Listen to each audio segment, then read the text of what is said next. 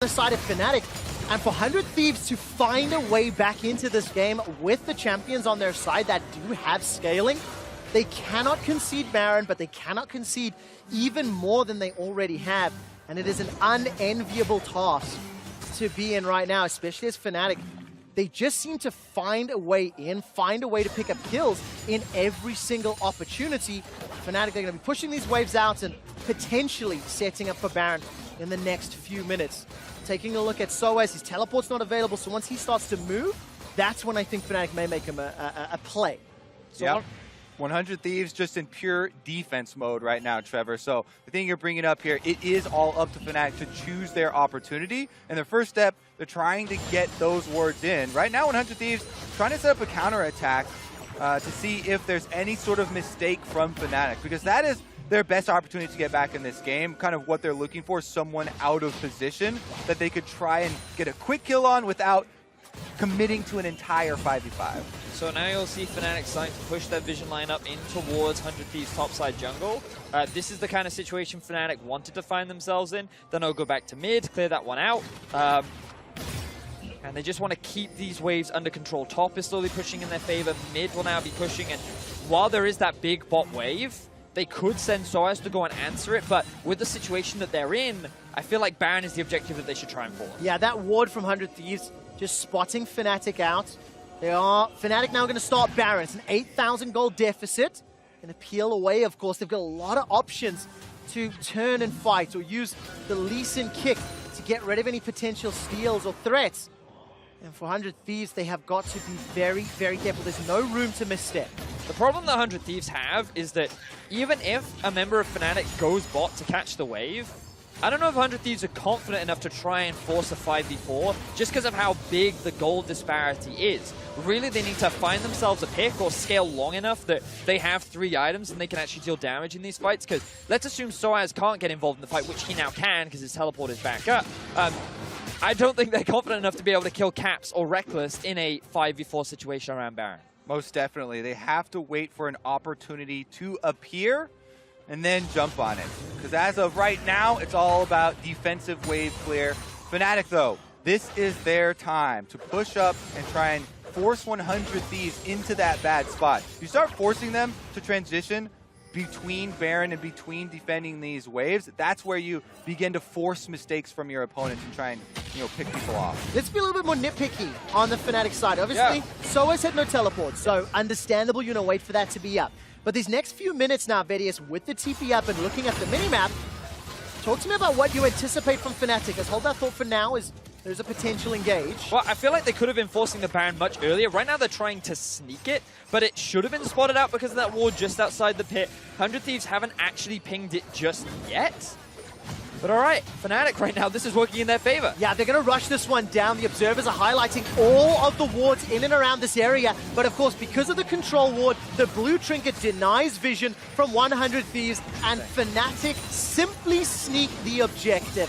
As 100 Thieves start to back away, there was a lot of wards. It was nearly impossible to get through that line of Fnatic members. So it's just an incredibly lose-lose, difficult scenario for 100 Thieves. I'm curious as to what path Fnatic took there, because just that one ward just outside the pit is what I thought would be enough to spot them out, but it feels like that it wasn't. It couldn't actually catch where they were, and we'll be able to see. So they end up walking over this ward.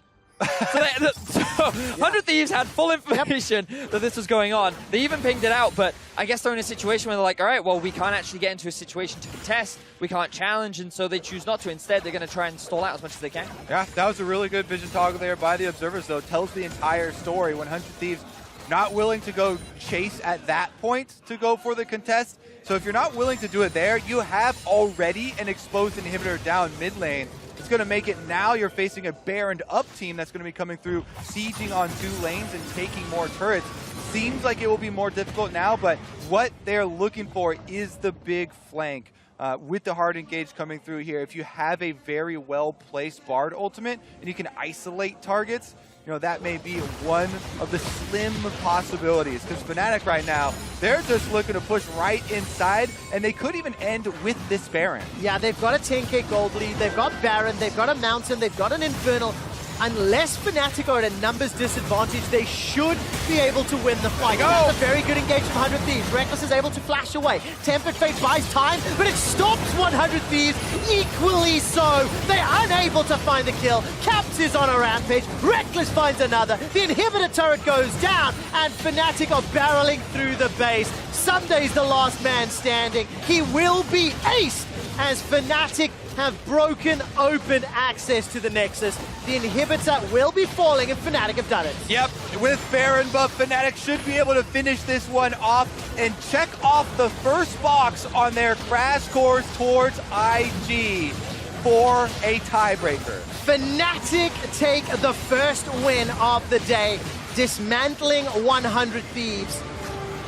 And it was a slightly slower version of the first time these two teams met, but no less dominance from the #1 team out of the European LCS. Yeah, if I wanted to nitpick, I would argue that Caps played a little over-eager at times. Definitely opportunities for 100 Thieves to punish. And I do feel like that Baron, they could have been a little faster to pressure. I feel like with the goal lead they had and with the Cho'Gath and Lee Sin, they could have set up for it earlier. But again, that is just nitpicking. Overall, the game was very clean. They found a lot of the early skirmishes. I thought Broxah had another very impressive Lee Sin game. And I feel like that moving in towards that big IG game, they need to keep this consistency up because it's going to be very important if they still want a chance for that tiebreaker. Yeah, you think if Reckless goes, or if Caps does go for that dive against Rookie goes for the kill on the first blood, and it doesn't happen. Maybe he doesn't do that if it is Rookie, but regardless, that is #1 here. Victory for Fnatic at the beginning of the day. That is how they wanted to start it off.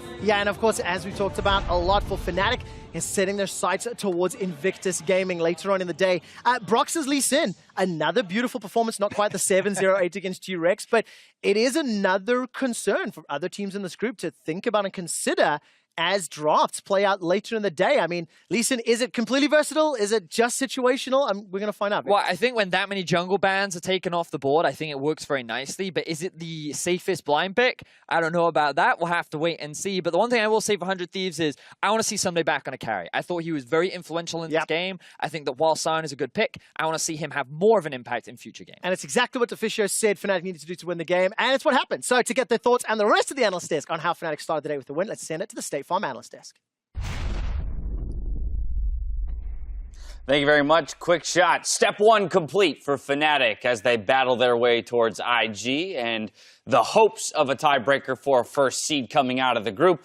But as we had the whole discussion between the two of you around draft for these two teams, theorizing maybe what picks they'd go for, what strategies they'd index into, that's where I want to start here when breaking down this victory over 100 Thieves. Yeah, first of all, if you look at the bans in the first phase, we actually got 4 out of 6 right there. A Thresh Alistar were removed by Fnatic saying, playmakers from Aphromoo, take it away. We don't want to risk it. It is one of the ways Aphromoo can actually carry a game.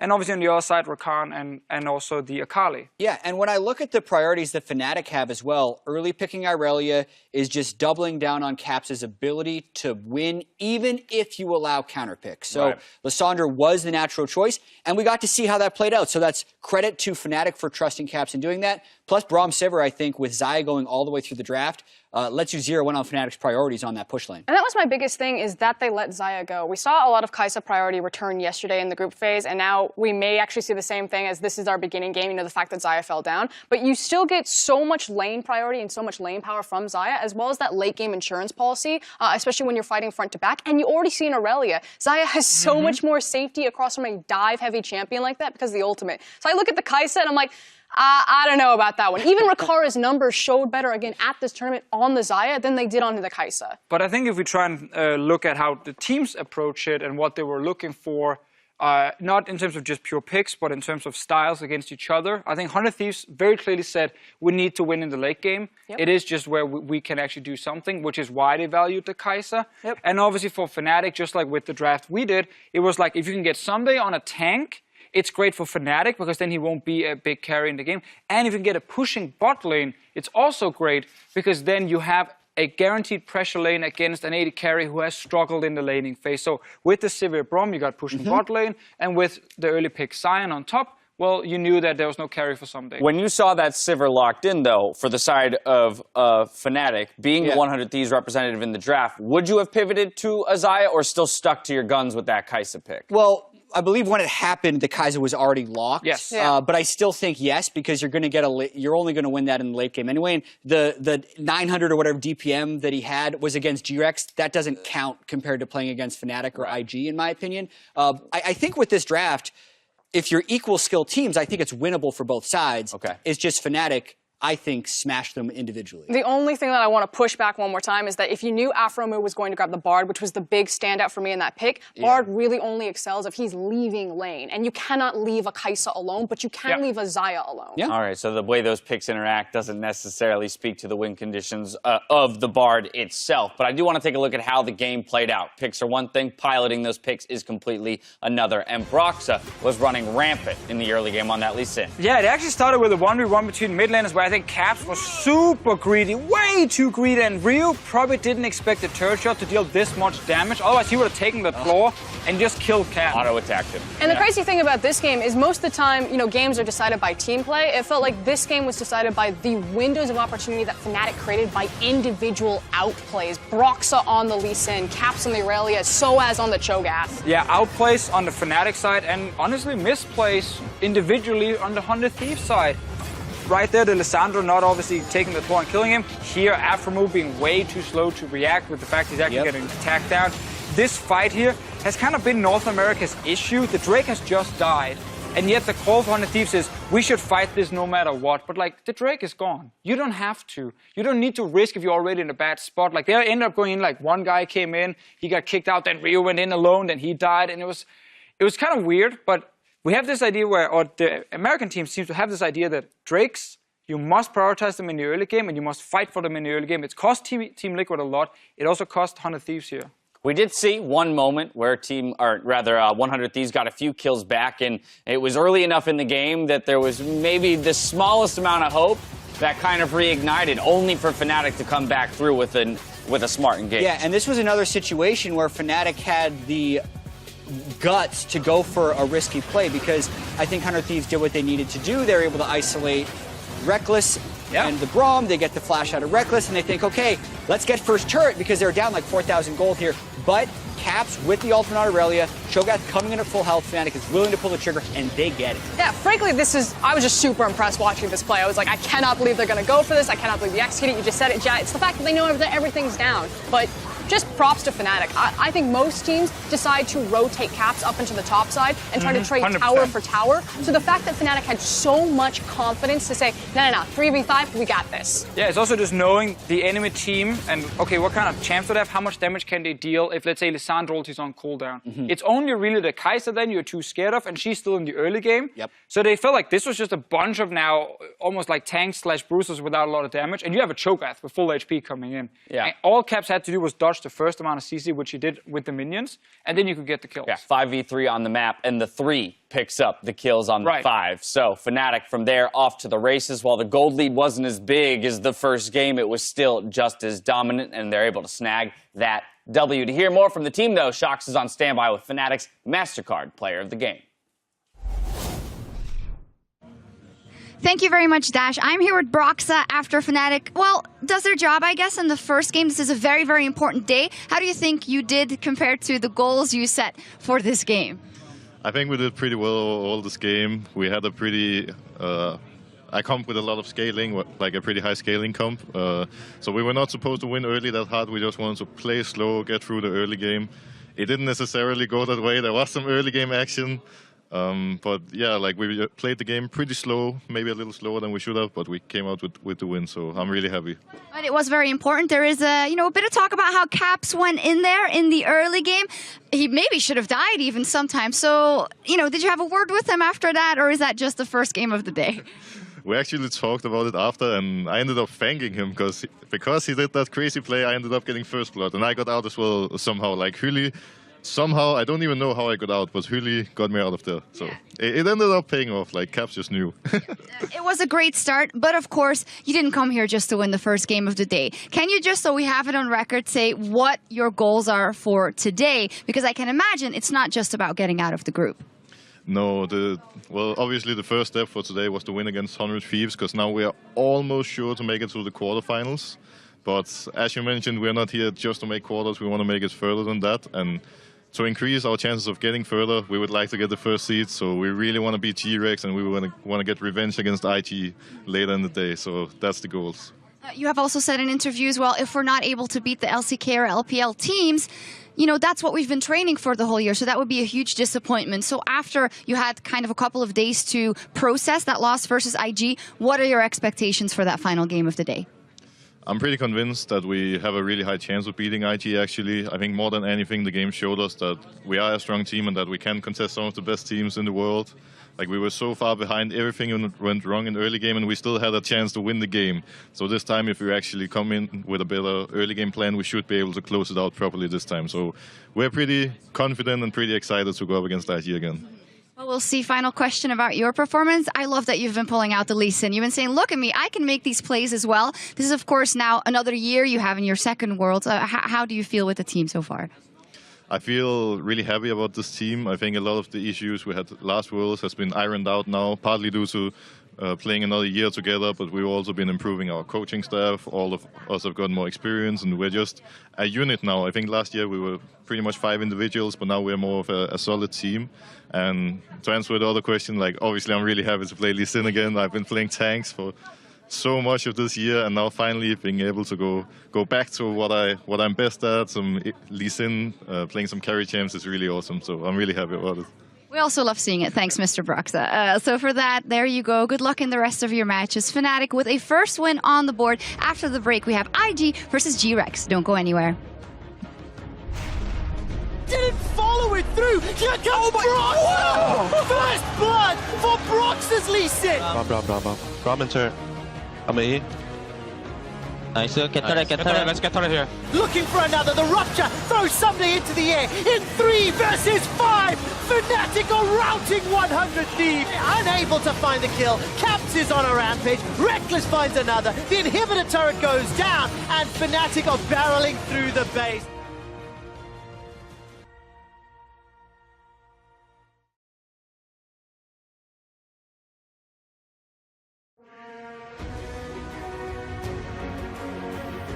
And welcome back for Game 2, where G-Rex and Invictus Gaming are loading onto the Rift very, very shortly. Just before we start the game, just to set some stakes for you, if Invictus Gaming win this match, then that means Fnatic and IG are guaranteed quarterfinals, and there'll only be seeding left to determine.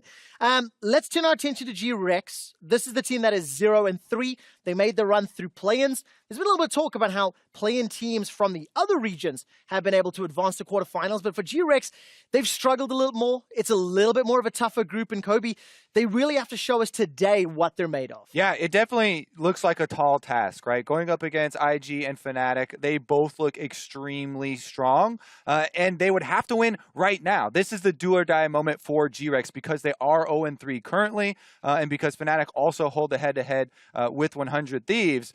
This is the last one where a team besides Fnatic or IG can actually crack those top 2. Now, the last time these two teams did meet, it was a surprisingly close game, especially in the early game. A lot of early kills are being traded back and forth. We saw Ning looking for a lot of ganks all across the map, but it actually didn't result in a huge amount. And naturally, he did play towards the bot side, and I was very impressed with how they were able to absorb a lot of the pressure on the side of G-Rex. And ultimately, what it came down to was a single poor positioning from the side of G-Rex, which IG were very quick to capitalize, punish, turn into a Baron, and turn into game control. Yeah, and of course, that was Ning playing the Zac. He had fantastic ultimates as the game progressed and played out. But we were talking about that game, Veris, we were watching it in preparation for today.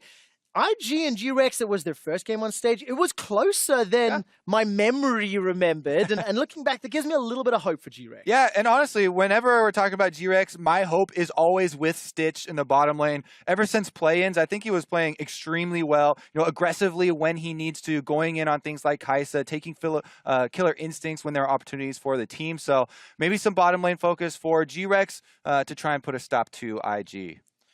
Now, I also believe that they are running empty today as well, which was their main play-in jungler. And coming into the tournament, there were many question marks around his performance because he'd only played 5 games with the team. He didn't have that much experience, but he really had a very, very consistent performance, working very closely with Candy. And I think that that is really important if they want to try and mitigate the very early game pressure that Ning loves to have, along with Rookie, who is one of the best mid laners at this tournament. And talking about substitutes, over on the other side, of course, Duke in over the Shy for Invictus Gaming. We'll see how these players are going to step up on stage. And the question was posed at the beginning of the day, will Invictus Gaming go 6-0? I believe Chat and Frost both predicted it. No team has been able to go 6-0 yet. It seems like the second half of groups, you've seen RNG and KT falter and fall in various ways. The question is, what would it take for IG to falter? What would it take, Kobe, for you to see IG to lose a game? I think it would take early game mistakes from them, over diving, and early game mistakes specifically around that bottom lane. If they mess up around Stitch, and I think if they give money over to Stitch, he is a guy who can hard carry for G-Rex. Other than that, though, I don't think that's likely to happen, but that would be the area that I would be looking for, right? Okay. Because they do play aggressively, even when they have scaling champions a lot of the times as well. So we do expect a lot of the early action to determine it. Well, of course, for IG, if they can go 6-0, if they can solidify LPL as the strongest region, get all 3 teams out of groups, 2 of them potentially in that first seed, it would be a statement when you look towards the playoffs. We're a couple of minutes away from draft, and as you can see on stage, I believe it is Empty who is just having a couple of his peripherals set up as he takes back to the stage. I'm going to turn my attention back to you, Kobe. Let's look towards the draft. What do you think is priority for these 2 specific teams, and what would you like to see, maybe, let's say, G-Rex playing to try and get that huge upset win? Oh, I thought you were going to give me the easy start and go no with way. IG side, but we'll go with G-Rex's side. Honestly, I still have the Kai'Sa in my mind for Stitch.